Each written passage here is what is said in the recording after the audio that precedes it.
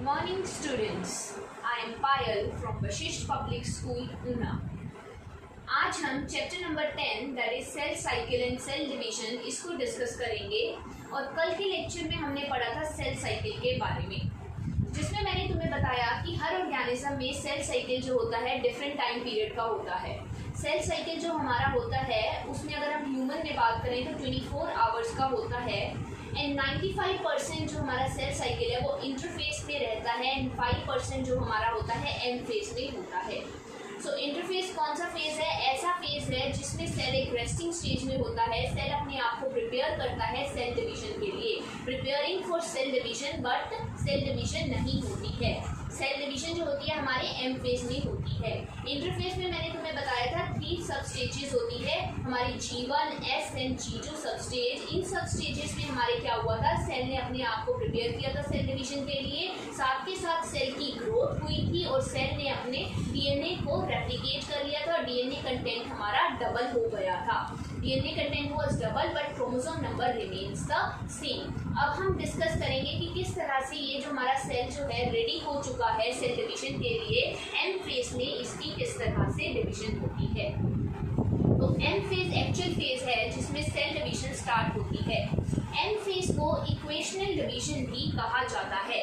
Equational division इसलिए कहा जाता है क्योंकि chromosome number remains the same. Cell divide करेगा, एक सेल से 2 सेल हमारे बनकर आएंगे और दोनों सेल में उतना ही कंटेंट हमारा ट्रांसफर होगा जितना कि पेरेंट सेल में था।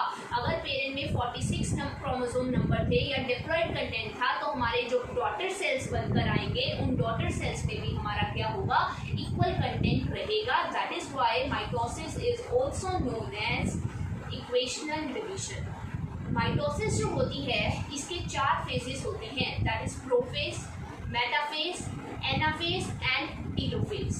इनमें किस तरह से हमारा सेल डिवाइड होता है और 2 डॉटर सेल बनाता है, हर फेज में डिफरेंट उसके हमारा किस तरह से वर्क करता है उसको आज हम डिस्कस करेंगे। So let's begin. M phase ये जो है मोस्ट ड्रामेटिक पीरियड है हमारे सेल साइकिल का। इसमें बहुत सारी रीऑर्गेनाइजेशन होती है सेल के कंपोनेंट्स की। सेल के अंदर तुम्हें पता है सेल ऑर्गेनेलेस होते हैं, उनकी क्या होगी, रीऑर्गेनाइजेशन होगी। सिंस नंबर ऑफ क्रोमोसोम्स जो होते हैं पेरेंट एंड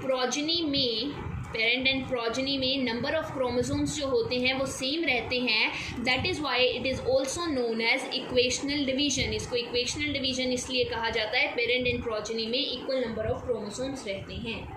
माइटोसिस जो होती है हमारी इसकी 4 स्टेजेस होती है। इन 4 स्टेजेस में हमारा बेसिकली न्यूक्लियर डिवीजन होती है, न्यूक्लियस की डिवीजन होती है और ये एक प्रोग्रेसिव प्रोसेस है। एक के बाद एक स्टेज आएगी, पहले प्रोफेस आएगी, देन मेटाफेस आएगी, देन एनाफेस आएगी एंड देन टेलोफेस हमारी आएगी। तो हम इन चारों स्टेजेस को एक एक करके डिस्कस करेंगे। सबसे पहले हम बात करेंगे प्रोफेस की। प्रोफेस जो है फर्स्ट स्टेज है माइटोसिस की, जो हमारी इंटरफेस में S एंड G2 स्टेज के बारे में हमने पढ़ा था। इसके बाद हमारी जो स्टेज आती है माइटोसिस की, प्रोफेज स्टेज हमारी आती है। इसमें मैंने बताया था S में और G2 फेज में हमारे क्या हुआ था, डीएनए मॉलिक्यूल्स जो हुए थे फॉर्म हुए थे। डीएनए के मॉलिक्यूल्स हमारे फॉर्म हुए थे। ये आपस में डिस्टिंक्ट थे बट आपस में ये इंटरवाइंड भी थे, आपस में ये सारे जुड़े हुए भी थे डीएनए के कंटेंट हमारे, ठीक है। तो क्रोमोसोम मटेरियल जो होता है इस स्टेज में हमारे क्या होता है, प्रोफेस की स्टेज में ये हमारा डीएनए जो कंटेंट है क्रोमोसोम के ऊपर क्रोमेटिन की फॉर्म में होता है। क्रोमेटिन की हमारी क्या होती है, कंडेंसेशन होती है। क्रोमेटिन इस स्टेज में हमारा क्या होगा, क्रोमेटिन मटेरियल, ये जो डीएनए का मटेरियल है क्रोमोसोम के ऊपर बाइंड है, इसकी क्या होगी, कंडेंसेशन हमारी होगी। इसके बाद जो हमारे एस फेज में हमने बोला कि किस तरह से हमारे क्रोमोसोम बनकर आए थे या फिर हम बोले हमारा डीएनए रेप्लिकेट हुआ था। अब क्या होगा, धीरे धीरे ये क्रोमोसोम्स जो हैं हमारे ऑपोजिट पोल्स की तरफ जाना स्टार्ट करेंगे, लेकिन पहले ये प्रोफेस की स्टेज में हमारे कंडेंस फॉर्म में रहेंगे। तो इसमें क्या होगा, हमारी क्रोमेटिन की कंडेंसेशन होगी या फिर हम बोले क्रोमोसोम्स जो हैं वो कंडेंस होंगे, क्रोमोसोम्स कंडेंस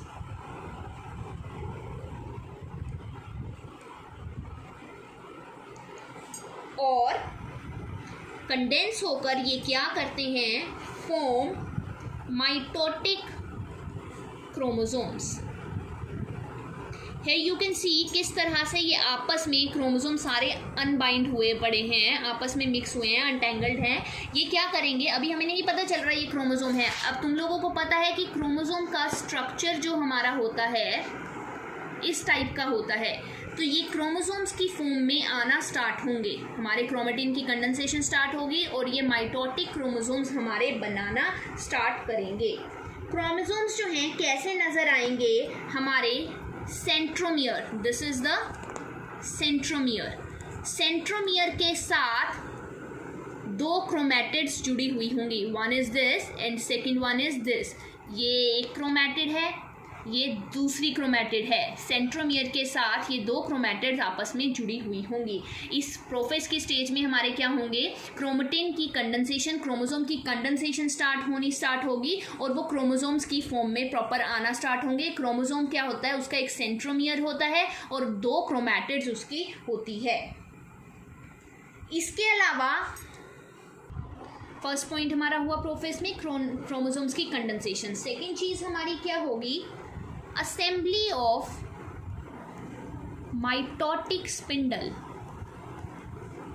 माइटोटिक स्पिंडल क्या होते हैं, ये जो माइटोटिक स्पिंडल होते हैं हमारे सेल के ही कंपोनेंट होते हैं जो कि हमारे इस प्रोसेस में हेल्प करते हैं। माइटोटिक स्पिंडल की से हेल्प हमारी बनने स्टार्ट होंगे।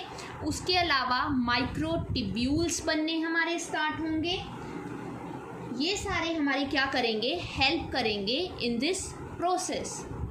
अब ये इनका पर्पस क्या है, मैंने बोला कि माइटोटिक स्पिंडल या माइक्रोट्यूब्यूल्स हमारे बनने स्टार्ट होते हैं। अब सेल के अंदर ही इस तरह से हमारे माइटोटिक स्पिंडल्स बनने स्टार्ट होते हैं। इनका काम क्या है, ये जो 2 सिस्टर क्रोमैटिड्स हैं, इन दोनों सिस्टर क्रोमैटिड को आपस में अलग करना। इन दोनों को, जैसे मैंने कहा ये सेंट्रोमियर से आपस में जुड़े हुए हैं, लेकिन अब हमें क्या करना है, इनको अलग अलग भी तो करना है, तभी हमारी ये प्रोसेस चल पाएगी। तो इसकी प्रोसेस को कंटिन्यू करने के लिए, इनकी सेपरेशन के लिए हमारे माइटोटिक स्पिंडल्स की फॉर्मेशन होना स्टार्ट हो जाएगी, माइक्रोट्यूब्यूल्स हमारे बनने स्टार्ट हो जाएंगे। तो प्रोफेज की स्टेज में, प्रोफेज में सबसे पहले हमारे क्रोमोसोम्स जो हैं थ्रेड की फॉर्म में इस तरह से होंगे। ये अर्ली प्रोफेज हमारा होगा, इस तरह से हमारे होंगे। बाद में क्या हो जाएंगे, थोड़े टाइम के बाद जब ये सारी चीज़ें हमारे माइटोटिक क्रोमोसोम्स बनने स्टार्ट होंगे, उस टाइम पर क्रोमोसोम पर्टिकुलर अपनी शेप लेना स्टार्ट होंगे और अपने आप को अरेंज करना हमारे स्टार्ट हो जाएंगे। और जैसे ही हम इनको सेल्स को, थर्ड चीज़ क्या होती है, जब हम इनको माइक्रोस्कोप के नीचे देखते हैं तो फर्स्ट में तो यहाँ पर इनके अराउंड सेल वॉल बनी हुई होती है, लेकिन जैसे ही हम लेट प्रोफेज तक पहुँचते हैं, लेट प्रोफेज तक पहुँचते पहुँचते हमारे गोल्जी, हमारे एंडोप्लाज्मिक रेटिकुलम, हमारे न्यूक्लियोलस या फिर हमारी न्यूक्लियर एनवेलप, ये सभी डिसअपियर हो जाते हैं, दे ऑल डिसअपियर।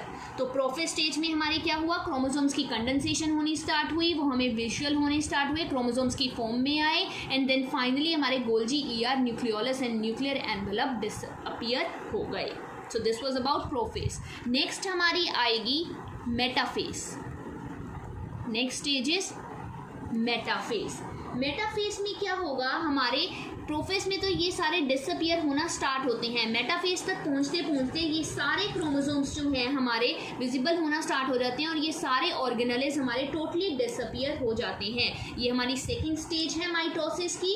इसमें क्या होता है, सारे सेल के साइटोप्लाज्म में, सेल के पूरे साइटोप्लाज्म में क्रोमोसोम स्प्रेड हो जाएंगे, जगह जगह हमारे क्रोमोसोम फैलने स्टार्ट हो जाएंगे, they will get spread. Okay, सारे क्रोमोसोम हमारे साइटोप्लाज्म में नज़र आने स्टार्ट हो जाएंगे।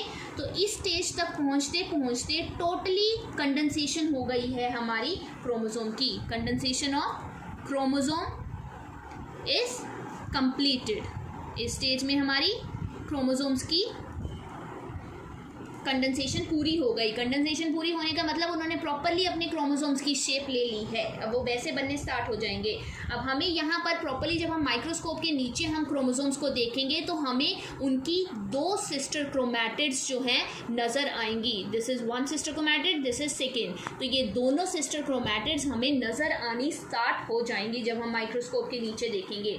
इसके अलावा इन क्रोमोसोम्स के साइड में डिस्क शेप स्ट्रक्चर हमें नज़र आएंगे। इन डिस्क शेप स्ट्रक्चर्स को हम बोलते हैं काइनेटोकोर्स। क्या बोलते हैं हम इनको? Kinetochore. Disc shape structures chromosome के पास में हमें दिखने को मिलेंगे, that are known as kinetochores. ठीक है, ये जो स्ट्रक्चर्स हैं, ये काइनेटोकोर्स का काम क्या होता है? जो मैंने बताया प्रोफेस में हमारी माइटोटिक स्पिंडल बनी थी, उन स्पिंडल्स के साथ ये जुड़ जाएंगे और दोनों क्रोमैटिड्स को आपस में खींचेंगे ताकि ये दोनों सेपरेट आउट हो सके। मेटाफेस में क्या होता है? इसका मेन कैरेक्टरिस्टिक क्या है? मेटाफेस का मेन कैरेक्टरिस्टिक ये है कि सारे के सारे chromosomes, all the chromosomes coming to lie at equator, सारे के सारे एक इक्वेटिंग लाइन, एक सेंटर में लाइन आएगी, उस पे आ जाएंगे। इक्वेटर पे सारे के सारे क्रोमोसोम सिचुएट हो जाएंगे और दोनों क्रोमैटिड्स जो हैं किसी भी क्रोमोसोम की, वो काइनेटोकोर्स के साथ जुड़ जाएंगी और स्पिंडल फाइबर क्या करेगा? एक क्रोमैटिड को हमारे सेल के एक पोल के साथ कनेक्ट करेगा और दूसरे को दूसरे के साथ हमारे कनेक्ट कर लेगा। अब अर्ली मेटाफेस में क्या था हमारे? मैंने बोला कि क्रोमोसोम्स की कंडेंसेशन हमारी ख़त्म हो गई है, क्रोमोसोम कंडेंस हो चुके हैं। इस तरह से जगह जगह सेल के अंदर क्रोमोसोम्स जो हैं लाई कर रहे हैं। अब ये स्पिंडल फाइबर्स के साथ हमारे जुड़ेंगे काइनेटोकोर्स की हेल्प से। अर्ली मेटाफेस में क्रोमोसोम ऐसे होंगे, लेट मेटाफेस तक पहुँचते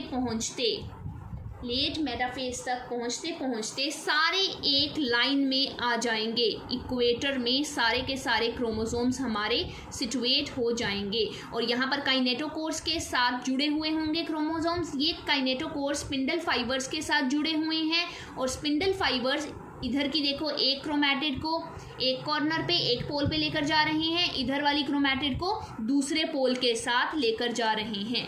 ये स्पिंडल फाइबर्स के साथ हमारे काइनेटोकोर्स की हेल्प से क्रोमोसोम्स जुड़ गए हैं and one sister chromatid is going toward one pole and other one is toward other pole. ठीक है, तो इसमें हमने क्या देखा? स्पिंडल फाइबर्स अटैच हो गई हैं काइनेटोकोर्स ऑफ क्रोमोसोम्स के साथ। Chromosome get aligning along metaphase plate and they move toward both the poles. Next stage इसके बाद जो हमारी आएगी दैट इज एनाफेस। अब एनाफेस में क्या होगा? हमने बोला कि सारे के सारे हमारे क्रोमोसोम्स जो हैं प्लेट के ऊपर अरेंज हो चुके हैं। दोनों डॉटर क्रोमैटिड्स जो हैं, अब उनको हम क्या बोलेंगे? वो जो 2 क्रोमैटिड्स हमारी बनकर आई हैं, वो 2 क्रोमैटिड्स हमारी फ्यूचर क्रोमोसोम की फॉर्म लेंगे। अब क्या होगा?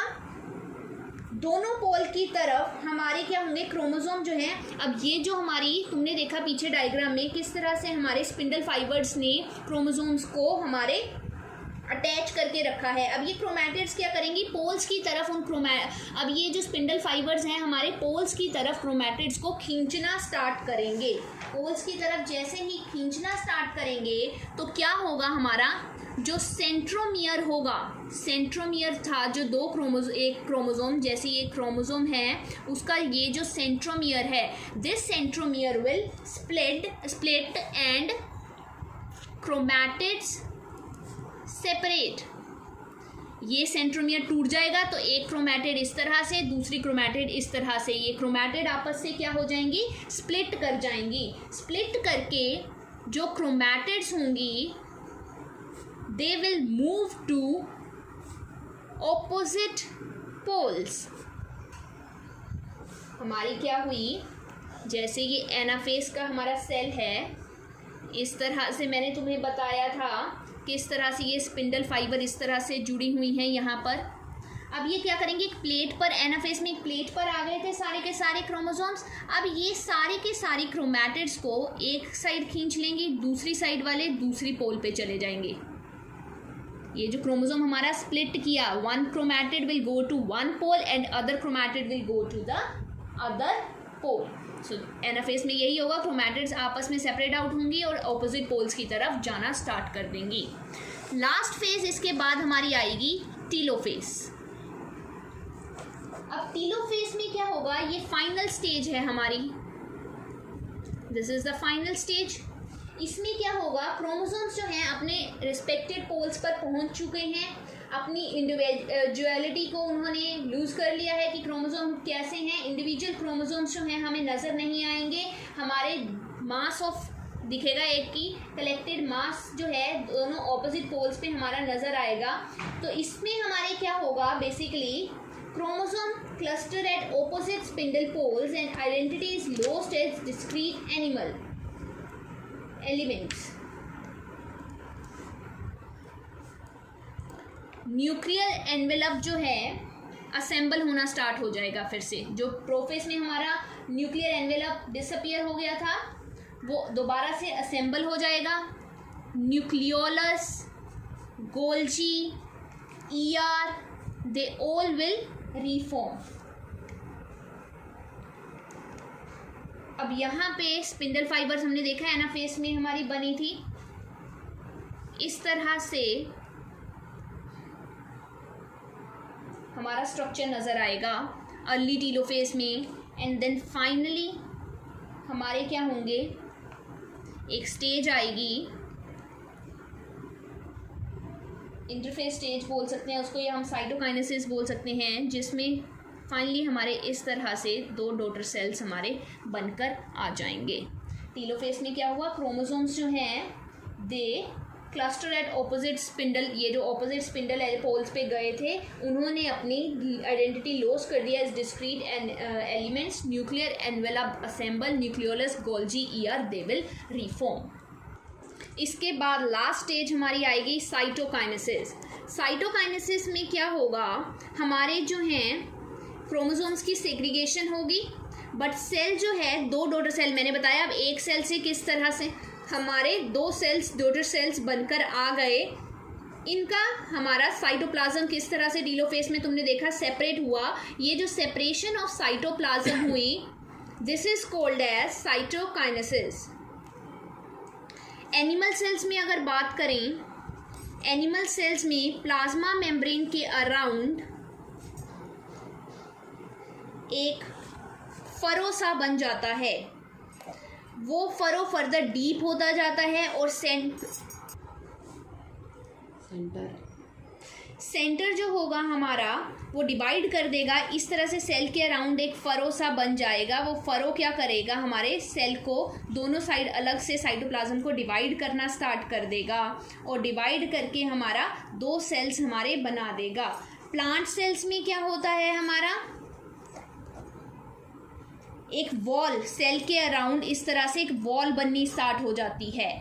ठीक है, इसको हम क्या बोल देते हैं कि हमारी एक न्यू सेल वॉल यहाँ पे बन गई और ये सेल वॉल फिर क्या करेगी, इधर वाले कंटेंट को एक सेल बना देगी और इधर वाले कंटेंट को हमारे दूसरा सेल बना देगी। और दो साइटोप्लाज्म की इन्होंने क्या कर दी, डिवीजन कर दी। और इक्वली फिर उनमें माइटोकॉन्ड्रिया,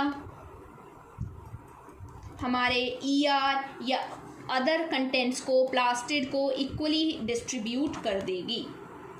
सो ये साइटोकाइनेसिस में हमारी बेसिकली सेल के साइटोप्लाज्म, जैसे हमने बोला इस तरह से टीलोफेज में हमारे दो हमारे ऑपोजिट पोल पे सेल बन गए, तो इनके साइटोप्लाज्म की हमारी डिवीजन होगी इन साइटोकाइनेसिस और दो डॉटर सेल बनकर आएंगे। एनिमल सेल में एक फरो बन जाएगा जो उनको डिवाइड करेगा प्लाज्मा मेम्ब्रेन को, और प्लांट सेल में एक सेंटर में एक वॉल बन जाएगी जो दो सेल्स को आपस में डिवाइड करेगी और सारे के सारे कंटेंट्स हमारे इक्वली फिर डिस्ट्रीब्यूट हो जाएंगे।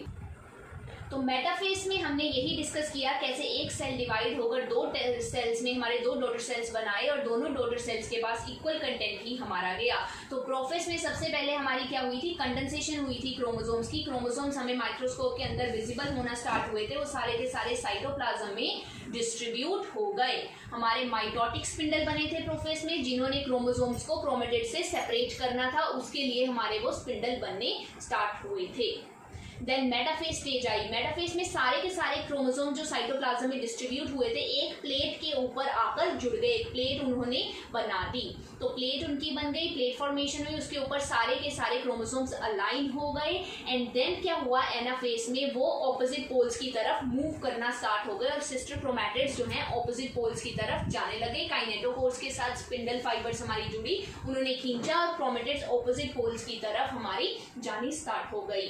तो जैसे ही एनाफेज में सारी की सारी क्रोमैटिड्स ऑपोजिट पोल्स में चली गई, हमारा लास्ट क्या हुआ, टीलोफेज की स्टेज आई जिसमें हमारे सेल की में क्या हुआ, दो ऑपोजिट उन्होंने सेल्स फॉर्मेशन कर दी, हमारे न्यूक्लियर एनवेलप जो है दोबारा से बनने स्टार्ट हो गए, गोल्जी ईयर दोबारा से रीअपियर हो गए एंड फाइनली साइटोकाइनेसिस में साइटोप्लाज्म की डिवीजन हुई, एक अलग सेल बन गया, दूसरा अलग सेल बन गया। तो एक बार मैं तुम्हें डायग्राम्स दिखा देती हूँ इसकी। तो अर्ली प्रोफेज देखो क्रोमोसोम्स कैसे कंडेंस हो रहे हैं हमारे सारे। अब यहाँ देखो कंडेंस होकर लेट प्रोफेज में उन्होंने क्रोमोसोम्स की शेप ले ली, क्रोमोसोम्स की शेप ले ली। नेक्स्ट हमारी आई मेटाफेज स्टेज। देखो स्पिंडल फाइबर्स जो हैं काइनेटोकोर्स के साथ उन्होंने क्रोमोसोम्स को जुड़ना स्टार्ट कर दिया। जैसे ही वो हमारे जुड़े उसके बाद उन्होंने एक प्लेट के ऊपर सारे के सारे क्रोमोसोम्स को अलाइन कर दिया मेटाफेज में। देन एनाफेज में देखो क्रोमैटिड्स जो हैं, सिस्टर क्रोमैटिड्स जो हैं ऑपोजिट पोल्स की तरफ चली गई एंड फाइनली हमारी टीलोफेज में उन्होंने दो सेल्स की फॉर्मेशन एक तरह से कर दी, किस तरह से गोल्जी ईआर न्यूक्लियर एनवेलप उनके अराउंड दोबारा से बनना स्टार्ट हो गया एंड फाइनली हमारी इंटरफेस या साइटोकाइनेसिस में देखो दो डॉटर सेल्स बनकर आ गए जिनके पास इक्वल कंटेंट है हमारे पेरेंट सेल जितना। This was all about mitosis and here our topic finished. Thank you.